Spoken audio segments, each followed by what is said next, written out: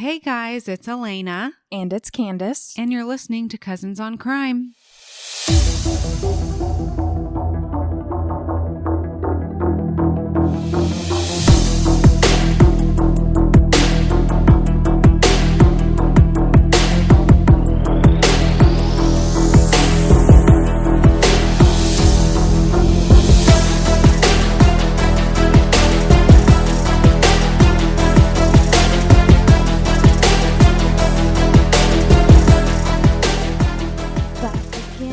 Thank you for returning. Yes. Thanks for coming. Did you like the Patreon episode? Did you? Hey, listen about Patreon. Okay. So when I do anything, I do like 700,000 hours of market research. Mm-hmm. Okay. Maybe I went a little too hard with the market research on Patreon. I have no idea what I'm doing. Okay. So I took away the $10 tier. There's only a $5 tier. Okay. Oh. I was on a high horse, I think. I don't know what I was thinking. Now people are going to pay $10 to listen to us. We work hard to put out this bonus content for you, but you also work hard. Okay. Work hard. And for who your am I money. to take your $10? Yeah. Okay. So there's just a $5 tier, but also you can join our Patreon as a free member, which just, join the discussions you can comment on our episodes. Yeah. You can talk with people about the episodes and, just hang out with us and be more of a community there. Right. So go join our Patreon for free or otherwise. Mm-hmm.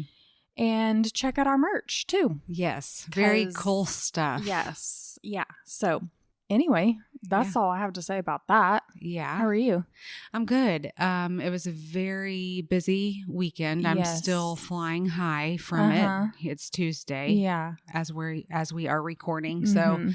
So, one thing after another. So I don't know how to just sit. So I know, right? It's like a hypomanic state. Yeah. I should be doing something.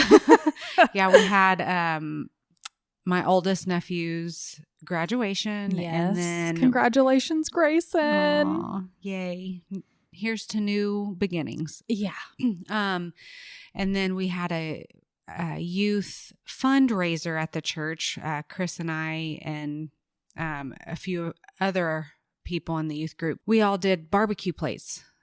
So we sold about 112 Holy moly. plates. And so we were making 35 pounds of potato salad. Goodness.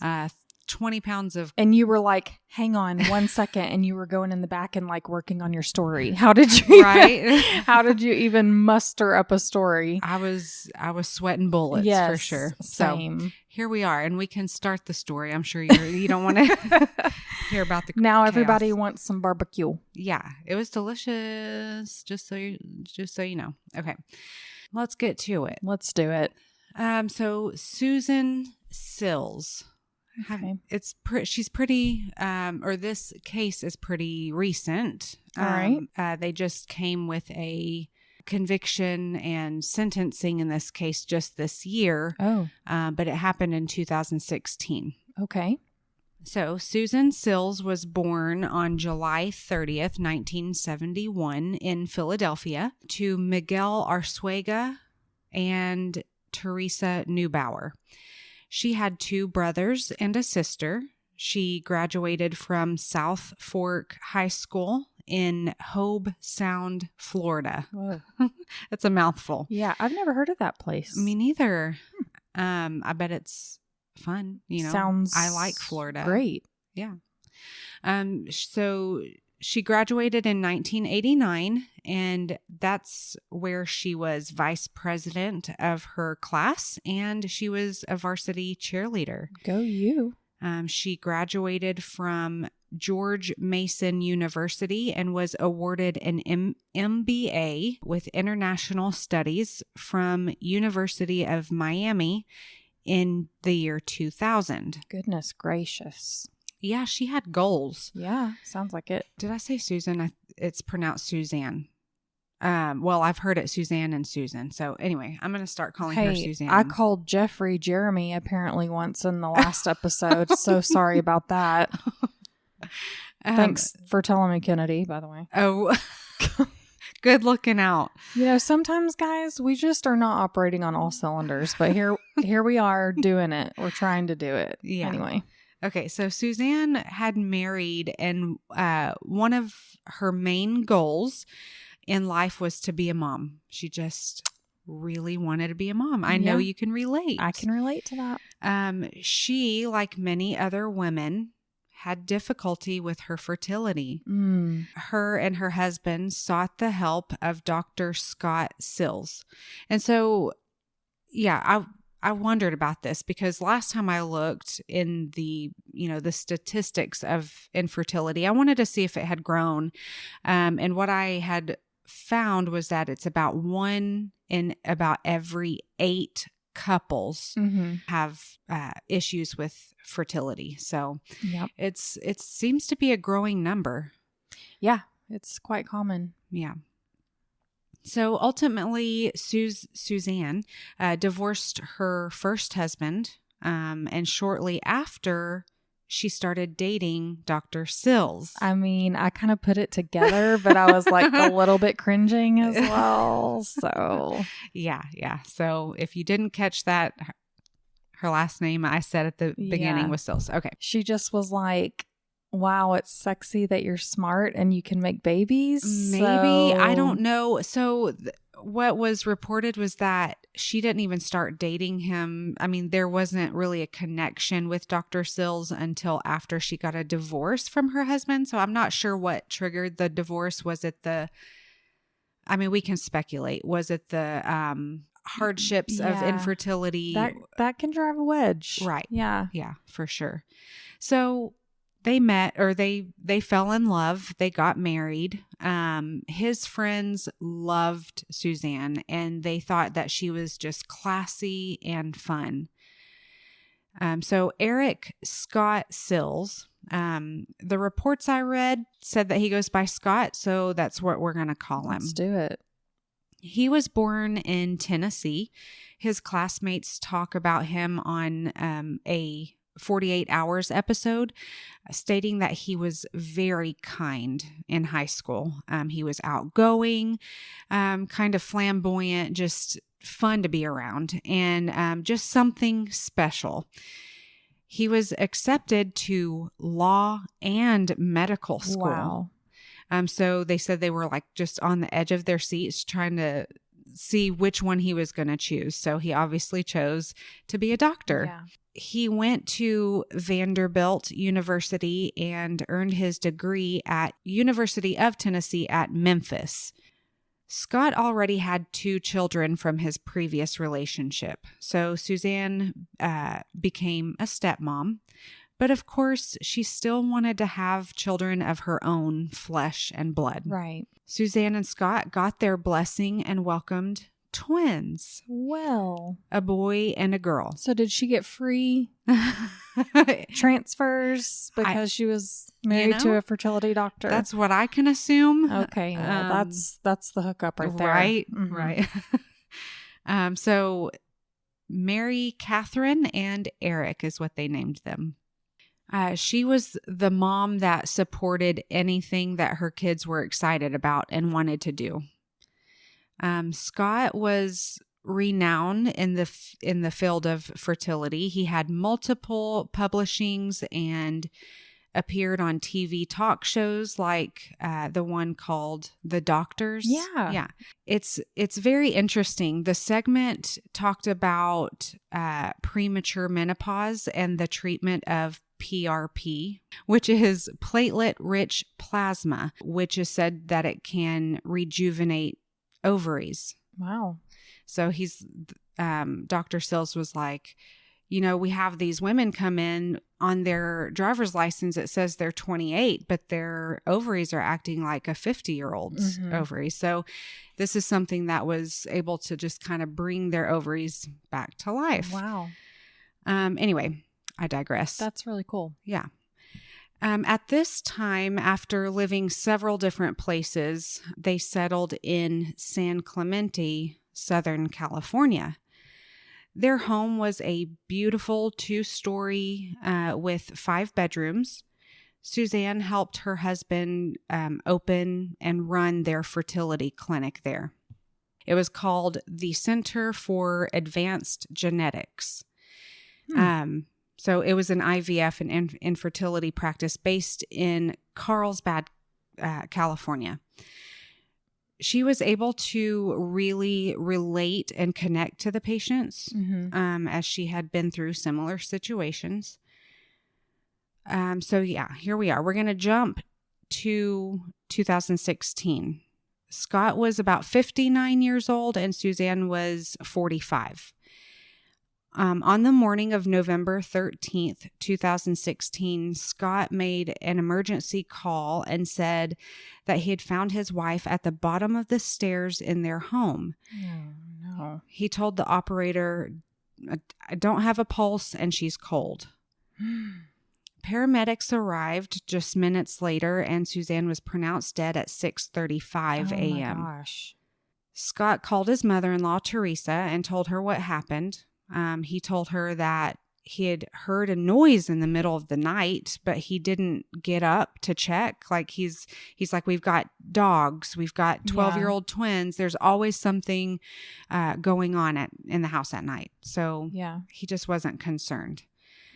He told Teresa that when he got up in the morning, he found her downstairs. It appeared as though she had fallen from the top of the staircase to the bottom. Oh, like over the rail? Well, that's what it sounds like in this sentence, but really it's like a L-shaped staircase. So you go down halfway and then you turn to the right and then you go straight down. Okay, so, I've fallen down a staircase like that. So yeah, you can relate. I can relate to this. Did you hurt yourself pretty bad? I did. I was also holding my daughter who was sleeping in the car seat. Oh. And we both fell and tumbled down. Oh, girl. She was still asleep in her seat. None the wiser. If you're wondering what kind of car seat it was a Nuna Pippa. So very safe. Apparently Sturdy. you can throw your child down the staircase and they'll be fine. Don't try it. Yeah, do not try it at home. So yes, I know what you're talking about and I'm traumatized. Carry on. And I'm sorry that this is a trigger right now for you. No, I just when you're describing the staircase now, I know exactly what you're talking about. Okay. Yeah.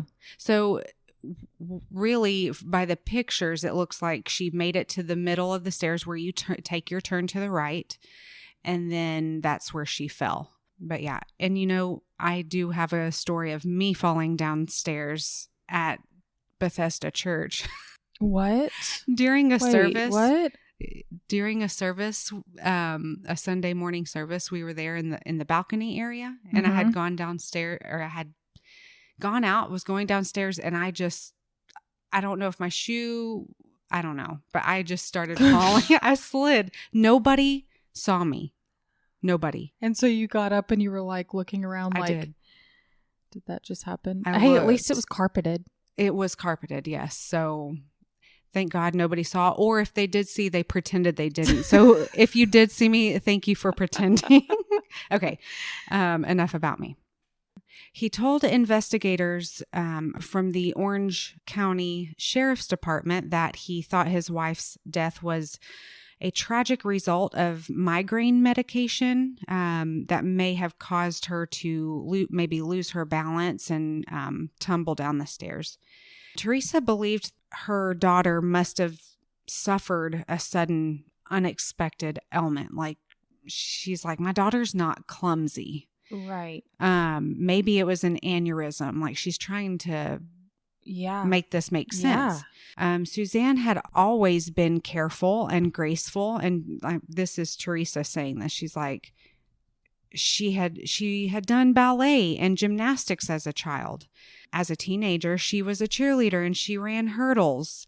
As an adult, Susann even made an audition video for the reality show Survivor. Yeah, so she's like, she doesn't fall. She never falls. She's not clumsy. Yeah. But Teresa, she wanted the detectives to know how physically capable her daughter was. And so when she told one of the investigators that, the response was, yes, well, but accidents do happen. And she's like, okay, yeah, true. Yeah. I mean, the law enforcement officers who's been there on scene doing the thing, like looking at everything, and he's telling you that, then you're going to start convincing yourself that. Yeah. Of that. Exactly. So, and that's what she did. So Teresa said that the only issue Susann talked about, or talked to her about regarding her husband were minor, the same marital arguments everybody, I think every marriage has.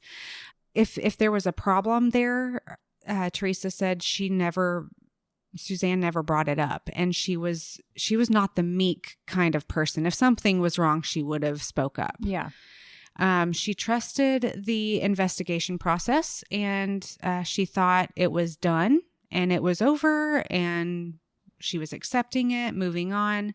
It was just a tragic accident. So investigators did not let on that they felt suspicious of some details at the scene. Mm-hmm. Investigator Dave Holloway said Susann's family was unaware that investigators found possible evidence early on indicating that there could be more to her death than suggested. Ooh. Upon getting statements from the twins, both of them said their parents never argued or got violent with each other. Eric says around midnight, his mother put the dogs in their crates and she went to sleep in Mary Catherine's bedroom. The reason given for that was that she had a history of migraines, and she had been in the heat all day the day before. And so that triggered a migraine. So Mary Catherine, she seemed to cater to her mother when she didn't feel well. Mm-hmm. Mary Catherine's bedroom was dark and quiet, so she would set up a comfortable area for her mom. So cute. I know. A 12-year-old just taking care of her mom. That. I know. So Mary Catherine wrote a note to her mom, and she said, on the note it said, "I know you were tired, but you need to know that I love you." Oh, bless her. I know it. At 4 a.m., Eric woke up to his parents arguing about an email. After about 4 a.m. Yeah. Wow. Okay. Yeah. I guess he was in the same room as his parents, or maybe he was next door. That part wasn't clear, but he said he heard this argument and it was about an email. So after about 5 minutes of listening to them, he went to sleep in the same bedroom with Mary Catherine. Mary Catherine said when she woke up next, she saw her dad laying on top of the covers in the bed. Now, I'm not sure if it was the same bed that her and Eric were in or if they were all in the same room. By the way it's reported, it sounds like they were all in the same room, Mary Catherine, Eric, and Scott. But Scott was laying on top of the covers as if not to get under the covers to wake up whoever was in the bed. Interesting. So when Scott and the twins woke up around 6:30 a.m., okay, they said that they pronounced her dead at 6:35 a.m., but they're saying this report says that they woke up at 6:30 a.m. I see stuff like that all the time in my research. It's very frustrating. Yeah. So I'm sorry if I don't have all of the details correct, but their account was they woke up at 6:30 a.m. Scott asked them if they wanted to go get donuts and go to the pool. I'm like, go to the pool at 6:30 in the morning? What? I mean, donuts, yes. Yeah. But it does get hot in California. So going to the pool before it gets blazing hot outside, maybe. Okay. But they were up all night, like 4 o'clock in the morning. Yeah, it sounds messy. Yeah. So Mary Catherine's she's like, okay, I'll get up and start my day. She got up out of bed. She walked out of the bedroom and looked over the banister. And that is when she saw her mom laying at the bottom of the stairs. Oh my gosh. Oh no. Yeah. She was wearing a red and white scarf around her neck. Now, this red and white scarf was Mary Catherine's, so I guess she saw it. And she was like, hey, that's mine. I don't know. Weird. So, but it obviously caught her attention because she's like, why is she wearing my scarf? And also, like, she was just with her the night before. Right. Just, 6 hours earlier. Yeah. And she wasn't wearing a scarf to bed. I mean, that wasn't mentioned, but I mean, you think if they noticed that she was wearing it before bed, they would have said, oh, she was wearing it before, but that was not mentioned. So Mary Catherine had gone down to assess her mom, help her out, and she took the scarf off of her neck to try to open up her airway. She thought maybe this is keeping her from breathing or something. So yeah, the detectives are there, and a good detective doesn't just look at the evidence around the body, right? Mm-hmm. They don't just look at the evidence in the room. They go to all of the rooms and they go around the house. So that's what they did. They went into Mary Catherine's bedroom. Mary Catherine said that she had turned down the covers for her mom to have them ready for her to just slip on in and get comfy. But as detectives are looking, the bed was fully made. They found it odd that Susann would have made the bed in the middle of the night. Yeah. As she came downstairs, especially if she didn't feel good. But detectives found blood on a portion of the wall by the nightstand and on the curtains. In Mary Catherine's room? In Mary Catherine's bedroom. They also found clumps of hair. Now, this is attributed to, she had hair extensions, and maybe hair extensions could make your, makes your hair fall out. I don't know. I've never had extensions. Yeah, but, makes sense. Yeah, so this suggested to the detectives that there had been a struggle in that bedroom. Wow. A preliminary autopsy showed that she suffered a considerable number of injuries. I mean, she did fall down the stairs. Yeah. But it was including what appeared to be defensive wounds on her arms and a ligature mark across her neck. The scarf. Mm-hmm. So when detectives arrived, Scott was wearing a beanie. They noticed, why is he wearing a beanie? He's going to the pool. But first donuts. But the pool, and he's wearing a beanie. He's wearing a beanie. And nobody else thinks it's cold outside. Well, obviously not, because he suggested the pool. Mm-hmm. And so he says he was cold in the middle of the night, so he put it on. That's what I do. He was on top of the cover, so maybe the beanie will keep him warm. Sure, that's what I do. I reach for the beanie. Oh, Lord. When they asked him to take the beanie off, what do you think they saw?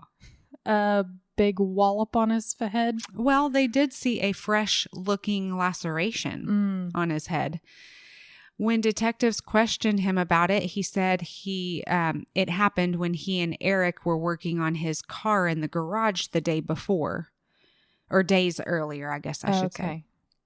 So fresh, but not fresh. Right. Mm-hmm. So when questioned about the blood in the bedroom, he said he knew nothing about it. And he's like, played dumb, like, huh, what? And maybe he didn't know. Maybe he didn't realize there was blood in there. The investigators also found evidence that there may have been problems in the marriage. Text messages showed her telling her husband that she felt trapped and that she would never be free. Wow. In Scott's home office, the detectives found a message that had been printed out and was sitting on the printer. This message was regarding a bet that Susann made on a conservative website. The bet was that if Donald Trump won the 2016 presidential election, that Susann would have to post a topless photo of herself on the site. Oh my. That's quite a bet. Yeah. I mean, like, I'll owe you $10. I was thinking you were going to say something like that, or like, I'll put a Donald Trump flag in my yard, or like something along those lines. But I certainly did not expect Yeah. So maybe she really thought he wouldn't win. And so she's like, I'll just tell him I'll do this, but he's not going to win. So it'll be okay. I don't know. But yeah, she held up to her end of the bet and she posted this picture. My goodness. So on this message that was printed out was a response from a person to this. It was a response to this picture. It said, all I've got to say is you must have a super cool husband. Okay. Why? What? So yeah, Detective Holloway said of this printout that told me that this posting had to be on someone's mind. That wasn't something that just happened to be there that day. Like, right. Well, and it had happened. It had already happened. So it wasn't like. Right. Yeah. So, I mean, he just took it as a very big clue, as a motive. Mm-hmm. So when Scott was asked about the note, he denied printing it and said his wife had probably put it there. Maybe she's the one that printed it out. However, they saw a screenshot of the same message on Scott's phone. Right. There's that. Yeah. Scott said that the argument that their son heard was about his wife needing to get rest. He had walked into Mary Catherine's room and saw Susann reading her emails at 4:00 in the morning, and they argued that she needed rest. I mean, this was one of the reasons she was getting migraines, because she wasn't getting rest. Mm-hmm. He also explained that the texts about her feeling trapped were about finances in their business. I mean, sounds legit. Yeah, okay. Maybe wasn't sharing. Maybe. Maybe she just felt like she was. I mean, she was doing a lot. She did a lot of aspects of the office. So maybe she just felt like she had a lot to do and didn't know how to delegate and all this. Who knows? It was difficult for the detectives to accept that this was an accident. The severity of her injuries contradicted Scott's story. The blood in the room, it did have Susann and Scott's DNA, both of them. Wow. Scott had an explanation for that too. He says on a previous day, he was fixing the screen on the window and he cut himself on a nail. And of course, it has Susann's DNA because she lived there. I mean, it could have been touch DNA. Okay. Detectives didn't feel like they had enough probable cause at this point. If they were going to arrest Scott, they really wanted to have a better understanding. Mm-hmm. Despite the detectives' suspicions about Scott, the coroner still had not determined the cause of or manner of death. That process took a whole year. Wow. Mm-hmm. The delay was attributed to the complexity of Susann's injuries. Wow. You know, with gunshots or stabbings, the cause of death is clear. And it's easier for prosecutors to file charges in these cases. But with Susann, the case couldn't move forward until the coroner completed extensive testing. Looking at the ligature marks and her neck structure helped him determine, could the scarf be the cause of the ligature marks, or was it placed on her neck to hide the mark after being strangled? Interesting. Mm-hmm. November 2017, Susann's death was officially ruled a homicide. She had been strangled with a ligature. Forensic testing showed that the blood in the bedroom belonged to both Susann and Scott, like I said. Also, the shirt that Scott wore after Susann's death had a stain on it, but his explanation was that it was chocolate milk. Okay. However, it was tested and confirmed to actually be Susann's blood. Wow. Scott's blood was also found under Susann's fingernails. Oh my. He should know better. That's not sounding good. No. A toxicology analysis found pain medication in Susann's system. However, it was noted that there didn't appear to be enough to affect her balance. Mm-hmm. After her death, Teresa stayed in contact with Scott and the twins. Scott allowed her to take the twins on vacation with her family. And, Scott just seemed to carry on with life in this year of accepting the tragic accident. Mm-hmm. He had even gone to work the day after Susann's death. Stop it. The day after. I mean, as a fertility patient, I'd be like, I have an egg retrieval scheduled. You better be here. And you're exactly right. There were patients saying like, what? Oh. I mean, I remember when we had hurricanes, our doctor, when we had services scheduled, like you have to keep on, I mean, just in his defense, like you have to keep on schedule because you're in a cycle and you're manipulating the body in such a way that you've got to do the things when you've got to do them. Right. So, but yeah, he's still suspicious to me. Yeah. The employees were like, wait, are you sure? Like this? And there were no other doctors in the practice? No, it was his practice. Yeah. And, so yeah. I mean, and men are different. Maybe he went in to detach and like keep himself busy. That's a great point. I'm done defending him. Carry on. No, but it's a great point. It just sounded like I was his defense attorney, and I'm so sorry about that. No, but there are some very good defensive But that's the thing, is a jury would start making these arguments in their mind. Right. Yeah. Right. Neighbors, during this year, neighbors organized prayers and meal drop-offs for him and the twins, just supported him. Scott appeared on a Las Vegas radio show to discuss the dangers of a now discontinued birth control device, and he worked on a new book called Ovarian Reboot, a personal journey to hormone and fertility renewal. Okay. I'm sure it has great information, but I haven't read it. Did you not read it, Elena, for research purposes? Anyway, so when friends tried to talk to Scott about her death, he would just change the subject.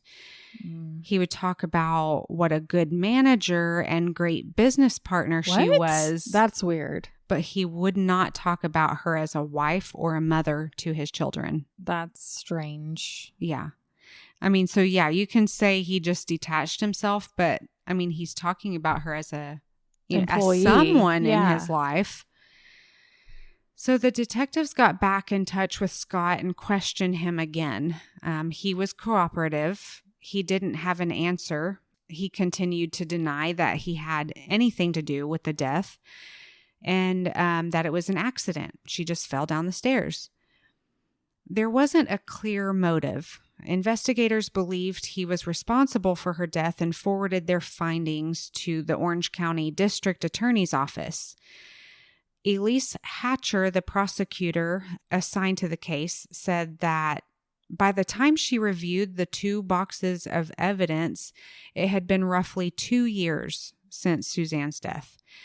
Investigators, along with the prosecutor, believed that there had been a violent struggle in the bedroom where the blood was found.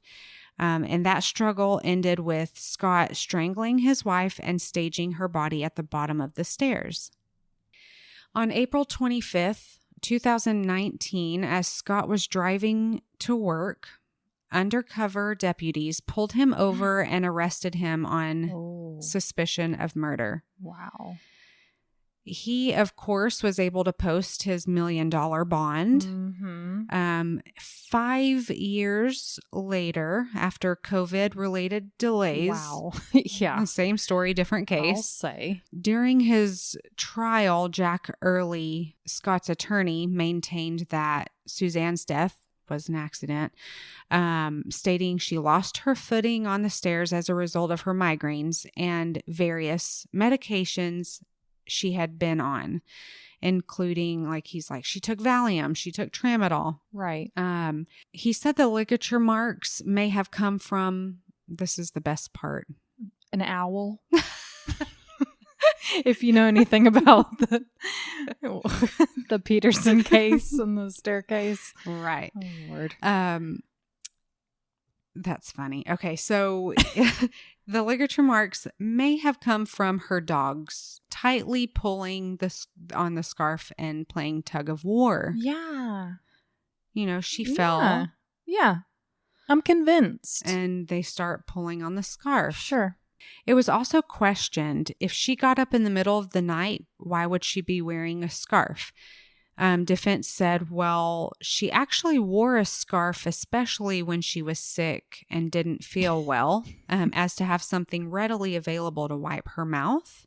And that may be true. I don't know. All right. Defense said if Susann already fell down the stairs and broke her C3 vertebrae. So she did have a fracture of the C3. Mm-hmm. And so since it was fractured, she would already be either unconscious or incapacitated and unable to get the dogs to stop pulling at her scarf. All right.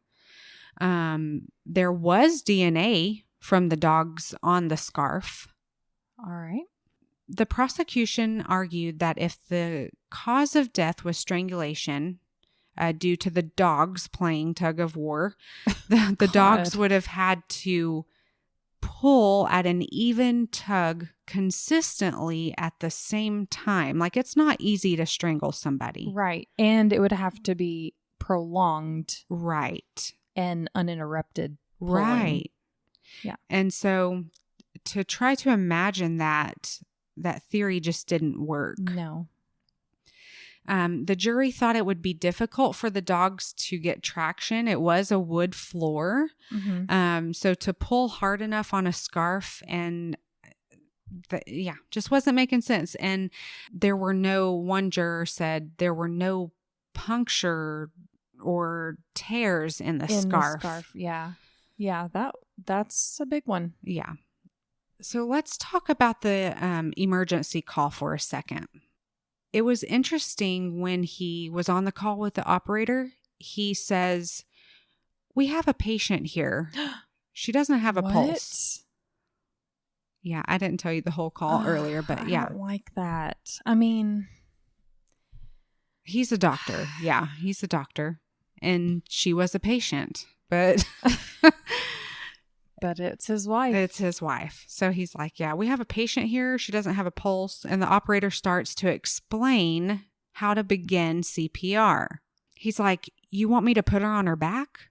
He's a doctor. I'm so done with this guy. If he's a doctor, he would know how to do CPR. His defense attorney points out that he was a doctor, or he was in doctor mode, so that's why he calls her the patient. I'm sorry, but if he's in doctor mode, wouldn't he know how to do CPR? Right, that would have been the first thing. He would have said, I've already attempted CPR. She's cold. She doesn't have a pulse. Right. Yeah. He also says to the operator, it looks like her shoe came off or something. Crime scene photos did show a shoe on one of the steps halfway down the stairs. So like she was walking down, she slipped out of her shoe and just tumbled down is what it seemed. Okay. Shoes though, in the middle of the night? In the middle of the night. Okay, go ahead. Mm-hmm. There was a collection of items that were around her body.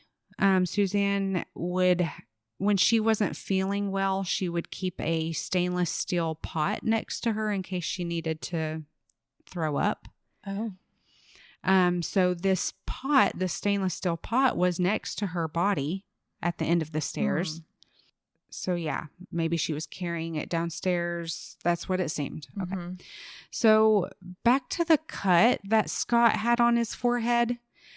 He also had a bruise on his arm. He said he hurt himself while working on the car. Now, initially, Eric said that his dad did not hurt himself when they were working in the garage together. But when on the stand at trial, Eric said, well, I didn't stay in the garage with him the whole time. So that suggested that he could have hurt himself when Eric left. So what's the motive? I mean, the prosecution didn't have a clear motive, and they started out in their opening statements saying, you're not going to see a big motive in this case. Yeah. And we can speculate with a relationship that shared several aspects together, living together, owning a business together, working together. Was it all too much? See, I don't agree with the prosecution about there's no motive and you're not going to see one. It's like, people kill other people for so much less than marital, everything coming to a head, and the email, the printout, it just seems like things kind of came to a head that night. Right. So, and that's another point that I questioned was, I know they want to be sure. They want to be sure. Yeah. They want to present solid evidence. Right. I get it. So to those on the outside, their relationship seemed picture perfect, but those close to them could tell you that they did have arguments, like a lot of married couples, about a month before her death. So here you are, you're sitting here talking, it all came to a head. Mm-hmm. So this friend of Susann's is talking about a month prior, he got a voicemail from Susann. And she was whispering, and she sounded like there was tension. Mm-hmm. And she said something about the photo. Oh. So a month prior, it's been going on at least for a month. The speculation of his jealousy and embarrassment that she posted a provocative picture of herself on the internet, I did that enrage him so much that he just lost control. Yeah. It was a 3-hour deliberation. The jury did choose to convict him of the lesser charge. So not first degree, but second degree murder. They agreed that Scott did not plan the murder and it happened in heat of the moment. I can see that. However, he knew what he was doing when he staged the scene. Yeah. Mm-hmm. The shoe on the step. Right. The pot next to her, making it look like she carried it down. But for a smart man, that seems a little stupid. The making of the bed, the scarf, leaving if you're going to clean up, and also, but not clean the blood. Can I just say, letting your daughter find her mother? Right. A plague on your house. But he was closed off, so he had no, I guess, guilty conscience. Yeah, and he probably was like, it's better if someone else finds her, so it looks like. Right. Yeah, that makes sense.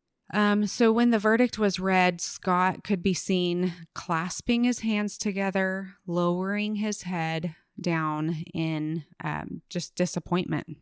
Yeah, I bet he was disappointed. Mm-hmm. At sentencing, Mary Catherine was able to stand in front of the judge and give a character statement for her dad. She asked the judge for mercy on her father, telling him that she already lost her mother and she hopes one day to have her father walk her down the aisle on her wedding day. And hopefully one day he'll be able to hold her baby. Ay. That's tough. That is tough. I know. So, I'm sure that had a lot to play in the sentencing, but on March 15th of 2024, he was sentenced to 15 years to life. Wow. So he is eligible for parole in 2033. And he'll get it. He'll get it because, he's probably in there, being a productive member of society. Right. So in an interview with Dateline, Susann's mother said, I thought that he had nothing to do with it and he was this poor single father. I hadn't thought of him as a threat in any way. It did not enter my mind, she said. I read a quote by Orange County District Attorney Todd Spitzer that said, Dr. Sills was sworn to care for the sick and injured, and his chosen profession as a fertility doctor helped bring so much joy to his patients. but the woman he vowed to love in sickness and in health was strangled to death by his own hands. Yikes. Isn't that crazy? Like, he gave life to so many. It's... Yeah, that's... Whew. Yeah. Mm-hmm. But that's all I have for you. Whoa. Yeah, it's... And I can, like we talked about a minute ago, I can see all of these points that make sense for the defense. It can be a confusing case if you don't have everything laid out in front of you. It's wild to me, though, that someone like that could just snap and do something like that. Right. Somebody who apparently had no violent past or anything like that, and he had this resentment towards her, because obviously he did, because even after her death, and he's calling her a great manager, and basically like what he lost in his business, right, and not what he lost, because it seems like he had this like prolonged resentment. Maybe it was that discovery of that naughty picture. And he was like, I've worked so hard to get to where I am. Yeah. And you're going to be doing stuff like that and make me look bad. Right. I'm sure it's embarrassing. Yeah. But, well, thank you for telling her story. Rest in peace, Susann. I mean, unfair. She was not even feeling well, and he killed her. I know it. That's rude. That is very rude. Well, that was great. Let's do it again sometime. Okay, let's. See you next week. Bye, y'all. Bye. Thank you for listening to Cousins on Crime. If you're enjoying our podcast, please consider leaving us a positive review and rating. To make sure you never miss an episode, subscribe to our show. You can also follow us on Instagram at Cousins on Crime Podcast, or send case suggestions to cousinsoncrime@gmail.com.